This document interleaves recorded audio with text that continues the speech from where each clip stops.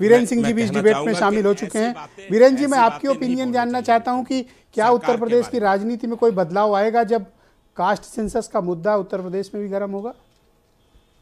देखिए, जातीय जनगणना अगर केंद्र कराता तो उसकी कोई अलग बात थी, क्योंकि भारत में जनगणना हर 10 साल पे होनी चाहिए। ये स्टेट गवर्नमेंट करा रही है बिहार में, उसकी एक शुरुआत है। बिहार में जब सरकार आई थी तो उन्होंने हर साल 10 लाख लोगों को रोजगार देने का वादा किया था और पकड़ा दिया कास्ट सेंसस। अब इधर थमा दिया कि चलो इसमें उलझे रहो। ब्रजेश जी, इस देश में अगर देखा जाए तो सिर्फ 2 जातियां हैं, गरीब और अमीर। बाकी तो सब बातें हैं, वोट लेने का तरीका है। ये जरूर है कि गरीबी हर समाज में है और आरक्षण का लाभ ले रहे बहुत सारे जातियों में लोग बहुत मजबूत बन चुके हैं आज की तारीख में। उसको भी अगर समीक्षा करके उनको वहाँ से निकाला जाए।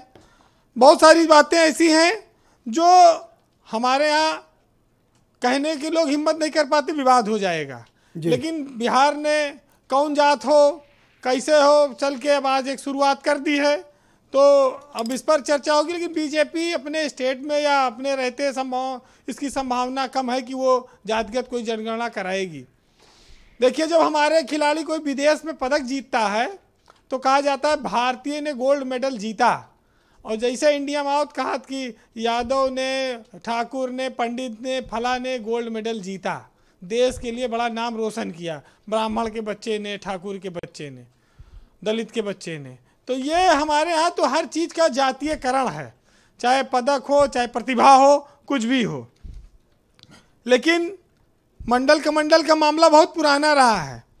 जितने नेता बैठे हैं इस देश में, जो लोग हैं, अगर उनसे कहा जाए कि भाई मंत्री पद पर, मुख्यमंत्री पद पर और राष्ट्रपति प्रधानमंत्री पद पर रोटेशन से आरक्षण लागू होगा, तो आप लोग सहमत होंगे कि बारी बारी से आरक्षित समाज के प्रधानमंत्री, राष्ट्रपति, मुख्यमंत्री बने?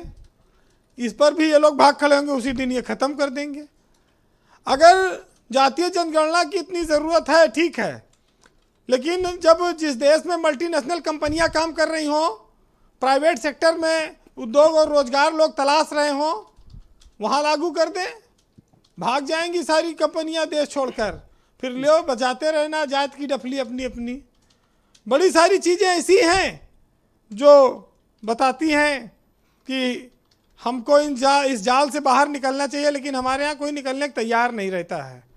जी वीरेंद्र जी, आज समय कम है जी, लेकिन इतना ज़रूर कहूँगा कि अब वो वक्त आ गया है कि जात पात के मुद्दे से बाहर निकलकर समान रूप से जब संविधान सबको अवसर देता है, ये जरूर है कि शिक्षा का स्तर ऊंचा उठाने के लिए कुछ लोगों को आज भी ज़रूरत है कि उनकी मदद की जाए हमारे समाज में जी। उसके उतने के लिए तो ठीक है, राजनीतिक फायदे के लिए कोई काम हो, इसका विरोध होना चाहिए। बहरहाल इस देश में, इस दुनिया में अच्छा है कि जो हवाएं चलती हैं इनका कोई मजहब नहीं है, वरना लोग सांसों का भी अलग अलग मजहब तय कर लेते और कितने लोगों को दम घुट जाता अगर सवर्ण दलित के लिए हवा बंद कर देता तो, या जो ताकतवर होता वो कमज़ोर के लिए बंद कर देता जी। बारिश का भी कोई मजहब होता तो शायद वो पैसा वाले प्रभावशाली नेताओं के यहाँ ज़्यादा बरसती और गरीब को बारिश का एक बूंद न मिलती।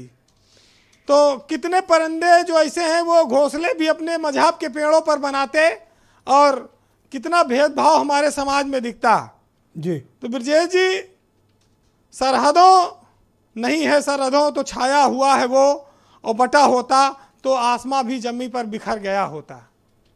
जी, बहुत शुक्रिया आपका वीरेंद्र जी, बहुत बहुत धन्यवाद इस मसले पर अपनी ओपिनियन रखने के लिए। केशव देव मौर्य जी कुछ कहना चाहते